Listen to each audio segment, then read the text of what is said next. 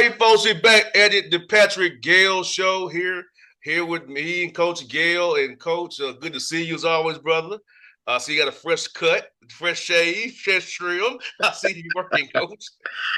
I appreciate you, my brother. How are you doing? Well, Coach, today's a little melancholy for me because I got a tick this morning. I kind of knew it was coming, but one of my teammates, who's 39 years old, passed away. And Oh man. so, but I'm gonna say it this way. But what I'm gonna say is like, he had a rough life. You know what I'm saying? He was a lineman. He was raised a certain way. To hate himself, unfortunately. And his mother went out his way to do that. And I never judged him for it, Coach.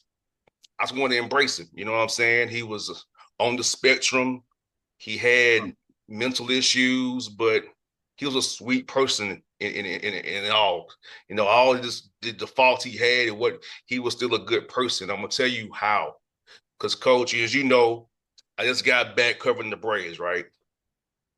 And he was a big baseball fan, right? Mm, And even though he was diabetes was kicking his butt, yeah. his guy's toe amputated. He's down to 7 toes, Coach. 39 years old. You know, he was just so happy.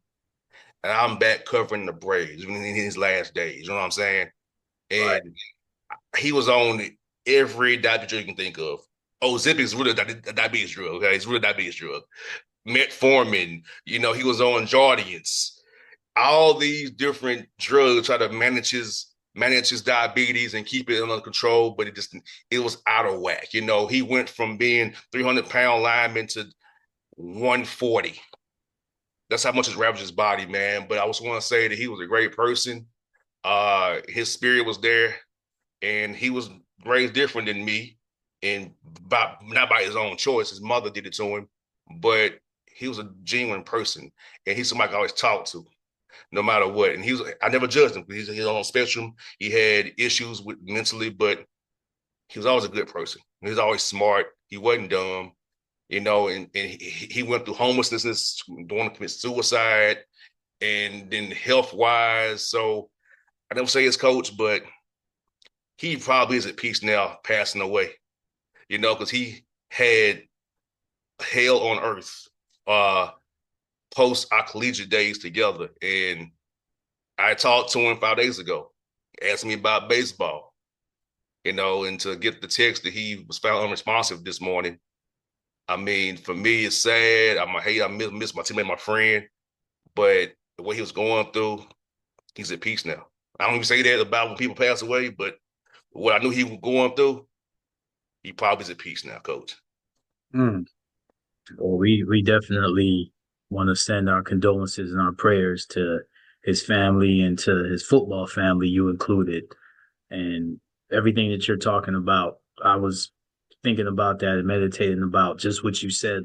Um, when people go and grow up in different environments, and when we talk about environments, not just people can think of neighborhoods, but what about inside the home with, like you said, parents or someone in the family, even from the womb saying negative things. So we have to understand the power of the tongue, the power of our thoughts, and how we have to continue to pray and even repent when we see that what we're doing could be negative poison to others. I don't like the word hate. I like the word love because we don't come from hate. We weren't born out of hate. We were born out of love. So prayers to your fallen teammate. And And, thank you for sharing that. and Coach, is weird because we're the same age, Coach. You know what I mean? He's about diabetes for 10 years. Oh wow. Being homeless, being in the shelters, being in the halfway houses, Coach, he lived a struggle life, man, since our post collegiate days, man. It's been rough on him. And I don't say this to brag. I cash out him money often, the key to get him by, because I cared. You know, I had I have went to see him at truck stops late at Mm, night to just talk with him. Like those things that I don't brag about what I do or don't do, but I'm just saying that like I just care about people as people. And this is my thing, coach. It's nothing I've said before. Either I like you or I don't. If I like you, I'll go out of my way for you. If I don't, I won't. It's that simple with me. It's no gray area. It's about if I like you or I don't. And what I hate for him in his 39 years of life is that his parents wasn't there for him. They try to make him into something that he shouldn't have to be. Because I had to teach him about himself. And I brought him a long way to see he had some ways to go, but I had to teach him about who he was as a black man. His parents wanted him to be not black and how they raised him. I would say like Carlton Banks almost. That was how they tried to raise him, you know. So, and it hurt him. And his parents hated he went to an all black school. And I Wow. remember at graduation how they looked like they weren't happy for him when he graduated. I remember that. And our master's degree together. We have a master's degree together too, as well.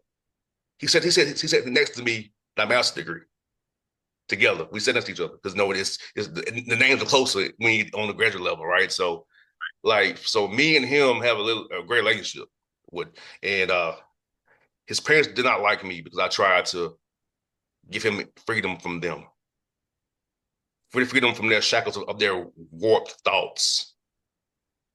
And I got to take this morning, from his sister, but it was like y'all didn't love him. Mm. Y'all tried to do something to him, and that's why he had issues he had, right? Right. So I just want people to understand that you can harm your children with how you approach them. Absolutely. And people tell me all the time that I tell kids too much in the hood or I give kids too much. I'd rather kids be like me than not be like me. I'll put it like Mm. that. I rather a kid say a certain word and not say a certain word to somebody, okay? Because he knows who he is. Okay, you know what? Well, let me ask you this, JR. I mean, what do you think about we're talking about parents and putting pressure on children to do something or to be so the way I look at it, you're called to do something, your purpose, right? God gives you a purpose. That's why you're born. That's why you put it on earth. And you have parents that believe that purpose should be something else than what God calls you to be. So that's going to cause conflict. That's going to cause inner conflict. You could be rich, you could be successful and have inner conflict. Matter of fact, there are a lot of rich and successful people that have inner conflict. So how do you address people that are going through that? What should they do? I tell people, I'm gonna tell you what I told my teammate and friend. You have to run your own race. Nobody runs the race for you. You have to find in your adulthood who you are, whatever that may be. And sometimes it may mean leaving behind the rearing that you were given coming up, or especially if it's not good for you. Like I know personally, people think that Coach McHenry's rearing him. He was horrible. People think he ruined me. They think I'm ruined, Coach. So, but I'm not. But that's their opinion because they don't agree with how he comes about it. Because as you know, Coach, as you see, I've told you before. You told me it's privately too that it's people don't like how me and my dad say stuff because it's so direct and real, or that we're so strong in our convictions. And I have had a chance to evaluate my thoughts and convictions, and I still agree with them, you know. And you have to find who you are, be secure in yourself. And I have that. I don't give a attitude, which must be wrong way too. But Coach, I would have got far as I've gotten without the attitude. I've told you what people have told me about my football career, whatever. They've told me that I'm not this and I'm not that. I know I am. You know what I'm saying? So I've had to fight people saying what I can't do, what I'm not my whole life. So I have that I don't give a attitude about things. And I'll tell people you have to find who you are, find what works for you and what you're secure in being and what you're willing to live with for who you are as a person. And you have to at one point say, I don't care what people think about me. As long as I'm living the life I want to live, as I'm secure in who I am as a person, and I'm not letting others dictate my mental. I'm living. And that's something I fought with my friend who's since passed away, to get him to not let people think about judge him and let take it personally. And that's why I made it clear to him, I don't judge you. I care about you, buddy. I will never clown you or look down upon you because of your circumstances, because we all run different races. You know what I mean? And I think once we get to that point in life and people understanding stuff, we'll be better. But I'll tell anybody who's going through that right now, find your way. And if those who don't agree with your way, tell them to back the you know what off, because they don't matter. They're not running your race. You're running your race. Like right now, I was a part of Mike's race a long time, but now he's gone. He ran his race by himself. I'm still running my race. So that's why I say to you and anybody listening, you cannot, and I mean cannot, allow others to dictate the race you run, no matter what. Who is your coach? That's what I would tell people. Who's coaching you? Because man cannot teach man about their purpose and destiny. That's only through the Lord. And what I would say is, how do you practice that? Whatever the coach teaches, whoever your coach is, how do you practice? Do you pray? Do you meditate? Do you give thanks? Do you look at positive things in whatever environment, whatever challenges you have? Do you look at it as opportunities? Whenever you tell me something, JR, and we talk a lot, and whenever you tell me something that's negative, that's said, I always try to look for the positive, because I know that that's a poison that, and it's not even the people saying it, it's the demon saying it, because rejection is a demon. It sounds like being not good enough. Those are inner thoughts that don't come from outside. They come from inside because they infiltrate you. So you have to be able to, pray, repent, and you have to be able to recognize. So what you're saying is powerful, because a lot of people will ask, well, did he go to therapy? Did he go to church? And what you're saying is it's from within. That has to come from within. And when you think within, for me, I'm always thinking prayer life. I'm always thinking, what is your walk? How close are you to the Lord? No doubt. And and you know what? He didn't go. He had therapy, but it always comes from within. Like, because my mind is psychology too. I'm a mind psychologist, so I could actually talk to him from that perspective, and I knew what he was. And I just hope that he knows, and everybody knows, and his family knows, despite how they felt about me, I had his best interest at heart. You wouldn't do nothing for him. You know what I'm saying? You know what I mean?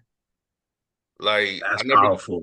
I never got mad when it was hey, you can't have me some money.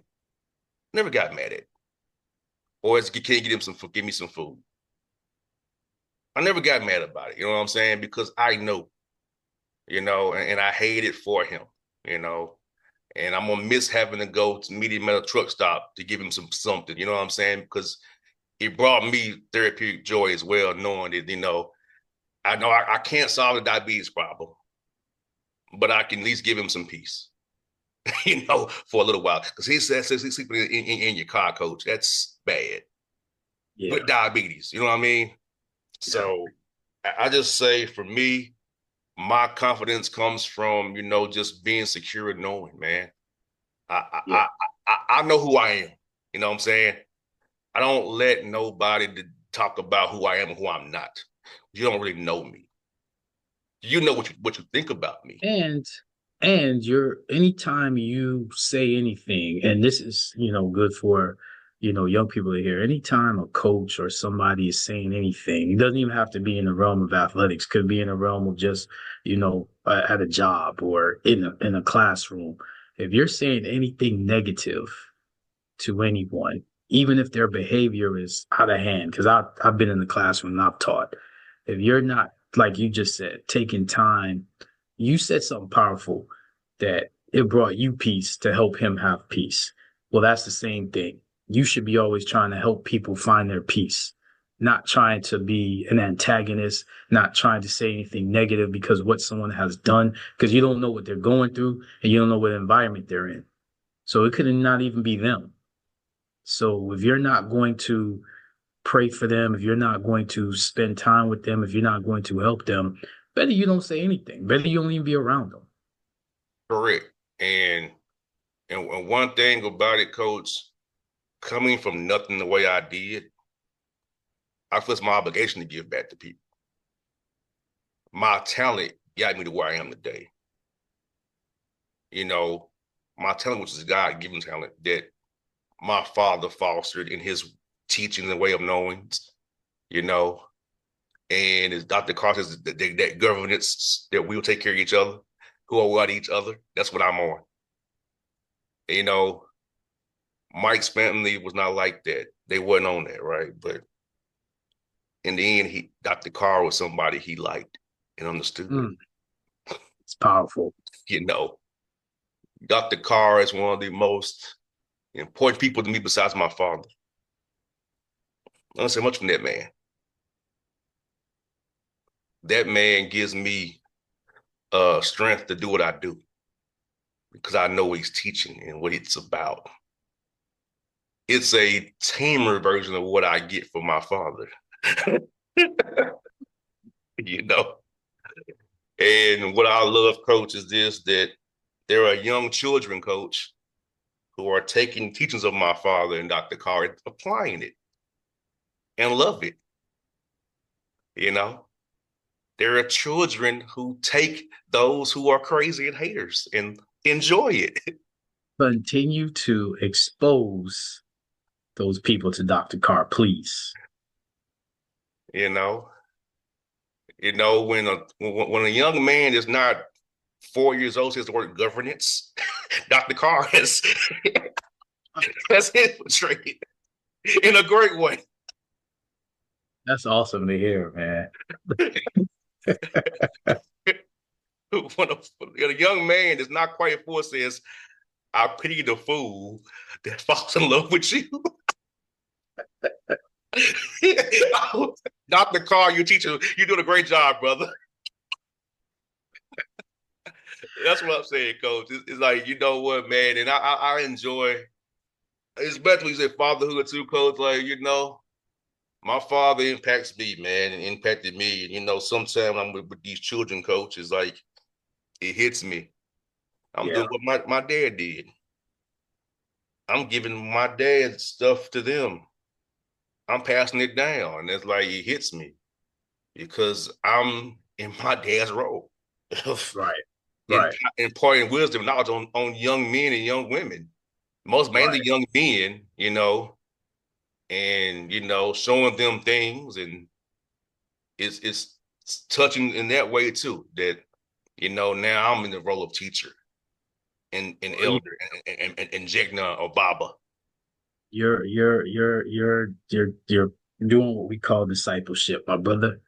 And go back to read Acts and see what the disciples of Jesus did, and how they were persecuted. So let's put it like this: if you're doing it right, you will be persecuted, you will be talked about, Beautiful. you will have people say false things, you will have people give you false accusations. So if you're doing it the wrong way, everybody loves you, everybody likes you. So my biggest thing is don't walk around worrying about being liked. Worry about your purpose. Yeah, no doubt. And I see now that through this radio show, through my outside ventures and just my community service work, that is my purpose. And when a young man tells me certain things that I want that make me proud, and he's not 4 yet, or they're not three, like Coach, I have 2-year-olds telling me certain words now too, Coach. Wow. There was an event we went to, and the young children, ages 2 and up. we're right on cue. That warms my heart in so many ways, but it's also like, yeah, we have a chance, coach. But think about what you just said. So you just said 2-up, and then you talked about your teammate that has passed away at 39. So you see how the Lord works, where like you said, someone is going into his spiritual realm, and then you have those young people that left the spiritual realm with him, and now is having their physical realm and their physical experience. So that's powerful. And that's why it's important from the child is in the womb. You must be able to teach that young person how to connect with their creator and how to figure out their walk. And I don't think enough people realize that. You're not here, to be famous and to in my instance win a lot of games and try to be the biggest person. No, you're here to help the people around you, the people you have authority over, to figure out their relationship. Notice I'm not telling anybody to do anything other than figure out your walk and your purpose, and don't let anyone distract you from that, wherever that may be, because I can't tell you that, because I didn't create anyone for me to say anything negative about anyone or for me to tell anyone what to do. What I can do is tell you how I live my life. And what I can do is tell you I'm not going to allow certain things to affect me. And I don't allow certain things to affect the people around me, including you, JR, including you. I appreciate that, coach. Sometimes I got to stop you from saying some things because I was like, we're not going to talk about those negative things. Let that stay with the demons that it came from. No doubt, coach. And you know what, coach? I tell you what, this is really crazy. This is really serious. Like when I'm with these young children and seeing them apply the wisdom and knowledge that I give them, that makes me happy. It really does. When these kids are happy to tell me about certain things or show me Africa on the map or ask me about an African country or tell me about the Caribbean, those things in yet a young age, coach, it makes me happy.